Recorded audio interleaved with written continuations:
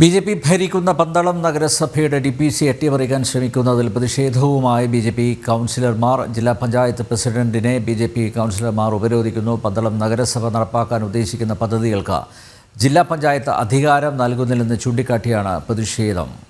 മിഥുൻ മുരളി ചേരുന്നു. മിഥുൻ, അനിൽ നമ്പ്യാർ ഇന്ന് പ്രത്യേക യോഗം ചേർന്നിരുന്നു. പത്തനംതിട്ട ജില്ലയിലെ മറ്റ് നഗരസഭകൾക്ക് വാർഷിക പദ്ധതികൾക്ക് അംഗീകാരം നൽകുമ്പോൾ ബി.ജെ.പി. ഭരിക്കുന്ന പന്തളം നഗരസഭയുടെ വാർഷിക പദ്ധതികൾക്ക് ഡി.പി.സിക്ക് അംഗീകാരം നൽകുന്നില്ല, ആ പദ്ധതികൾ അട്ടിമറിക്കാനുള്ള ശ്രമം നടക്കുന്നു എന്നത് ആരോപിച്ചുകൊണ്ടാണ് ബി.ജെ.പി. കൗൺസിലർമാർ പന്തളം നഗരസഭ ഭരിക്കുന്ന ബി.ജെ.പിയുടെ 17 കൗൺസിലർമാരും ഇപ്പോൾ ജില്ലാ പഞ്ചായത്ത് പ്രസിഡന്റിനെ ഉപരോധിച്ചുകൊണ്ട് പ്രതിഷേധിക്കുന്നത്. ജനകീയമായിട്ടുള്ള വിവിധ പദ്ധതികളാണ് ബി.ജെ.പി.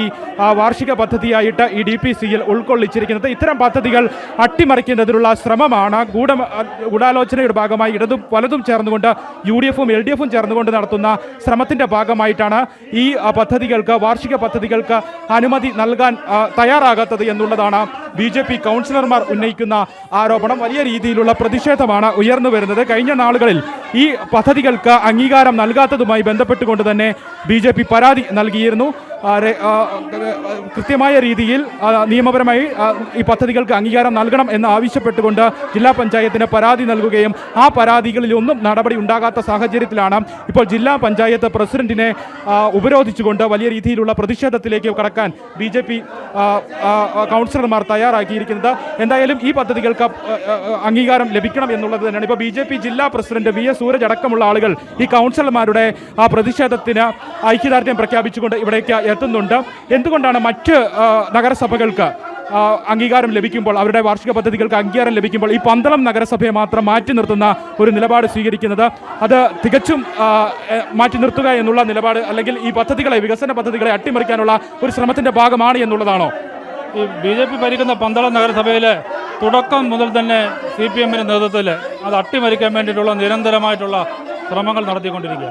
കഴിഞ്ഞ ഒരു 6 മാസം മുമ്പേ മുനിസിപ്പൽ ഭരണം ഇല്ലാതാക്കാൻ വേണ്ടിയിട്ട് കൗൺസിലർമാർ ഞങ്ങളോട് വരുമെന്നൊക്കെ പറഞ്ഞുള്ള വലിയ പ്രചരണങ്ങൾ നടത്തി, വലിയ വ്യാമോഹം, വലിയ കോട്ട കെട്ടുമൊക്കെ ഉണ്ടായി.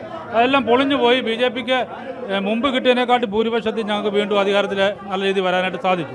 നേരത്തെയൊക്കെ 18 കൗൺസിലർമാരുടെ പിന്തുണയായിരുന്നുവെങ്കിൽ 19 കൗൺസിലർമാരും ഭാരതീയ ജനതാ പാർട്ടി നേതൃത്വം കൊടുക്കുന്ന ഭരണസമിതിക്ക് അനുകൂലമായിട്ടുള്ള നിലപാടാണ്. ഇപ്പോൾ ഈ കൊണ്ടായിരിക്കുന്ന കാര്യമെന്ന് പറഞ്ഞാൽ പന്തളം നഗരസഭയുടെ പദ്ധതിയെ സംബന്ധിച്ചുള്ള എല്ലാ പഞ്ചായത്തുകളെയും സംബന്ധിച്ചുള്ള ചർച്ചകൾ നടന്നുകൊണ്ടിരിക്കും. പന്തളം മുനിസിപ്പാലിറ്റിയുടെ മാത്രം പദ്ധതി അട്ടിമറിക്കുന്ന ഒരു പ്രവർത്തനമാണ്. ഇപ്പോൾ ജില്ലാ പഞ്ചായത്ത് പ്രസിഡന്റ് DPCയുടെ മീറ്റിംഗ് കഴിഞ്ഞതിന് ശേഷം പന്തളം നഗരസഭയെ മാത്രം അവിടുത്തെ പദ്ധതി കൊടുക്കാതിരിക്കാനുള്ള ഒരു ശ്രമം നടത്തിക്കൊണ്ടിരിക്കുക. ഏതു വിധേനയും പന്തളത്തെ ജനങ്ങളെ ബുദ്ധിമുട്ടിക്കാനും അവിടുത്തെ നഗരസഭ ഇല്ലാതാക്കാൻ വേണ്ടിയിട്ടുള്ള ഒരു രാഷ്ട്രീയ കളിയാണ് പന്തളത്തെ ഈ പേരിൽ ഇവിടെ നടത്തിക്കൊണ്ടിരിക്കുന്നത്. ഇടതും UDF-ഉം LDF-ഉം ചേർന്ന് നടത്തുന്ന ഒരു ഗൂഢാലോചനയുടെ ഭാഗമാണ് ഇതെന്നാണ് ആരോപണം, അല്ലേ? ഇവർ പറയുന്ന പരാതികളുണ്ട് എന്നുള്ളതാണ്. ഇവിടെ DPCയുടെ ഉപസമിതി അംഗീകരിച്ചിട്ടാണ് ഇത് മേലോട്ട് വന്നത്, ഇതിനെക്കുറിച്ചുള്ള അംഗീകാരത്തിന് വേണ്ടി വന്നത്. അന്നേരം ഇല്ലാത്ത പ്രശ്നം അങ്ങനെയാണ് ഇപ്പോൾ ഉണ്ടായിരിക്കുന്നത്. ഇപ്പോൾ ഇവർ പറയുന്നത് ഞങ്ങൾ പിരിച്ചുവിട്ട് അടുത്ത ദിവസമാണ് വീണ്ടും ഇരിക്കുന്നതെന്നാണ് പറയുന്നത്. ഈ നഗരസഭയെ വരുമ്പോൾ കഴിഞ്ഞ വർഷം ഇതേപോലത്തുള്ള പ്രശ്നങ്ങളുണ്ടായി. ഈ നഗരസഭ വരുമ്പോൾ അതിന് വേണ്ടിയിട്ടുള്ള പദ്ധതി കൊടുക്കാതെ അതില്ലാതാക്കി പന്തളത്തെ ജനങ്ങളെ ബുദ്ധിമുട്ടിക്കാൻ വേണ്ടിയിട്ടുള്ള ഒരു തീവ്ര ശ്രമമാണ് ഇവിടെ ഇടതു വലതു മുന്നണികൾ ഇവിടെ നടത്തിക്കൊണ്ടിരിക്കുന്നത്. ഇത് ഒരു കാരണവശാലും അംഗീകരിക്കാൻ ഭാരതീയ ജനതാ പാർട്ടി തയ്യാറാകത്തില്ല. ഏതറ്റം വരെ പോകേണ്ടി വന്നാലും ഞങ്ങൾ പ്രക്ഷോഭമായിട്ട് തന്നെ മുന്നോട്ട് പോകും. ജനങ്ങൾ തിരഞ്ഞെടുത്തുള്ള ഭരണസമിതിയാണ് ഞങ്ങളുടെ, ജനങ്ങൾ അംഗീകാരം നൽകിയിട്ടുള്ള ഭരണസമിതിയാണ് പന്തളം. അതെന്തെല്ലാം പിൻപാതിലിൽ കൂടെ അതില്ലാതെ ചെയ്യാൻ വേണ്ടി ശ്രമിക്കുന്നു. കൗൺസിലർമാരെ മാറ്റിക്കൊണ്ട് അവിടെ ഭരണം അട്ടിമറിക്കാൻ വേണ്ടി ശ്രമിച്ചു. അതെല്ലാം ഇവർക്ക് തിരിച്ചടിയായിട്ടുള്ളതാണ്.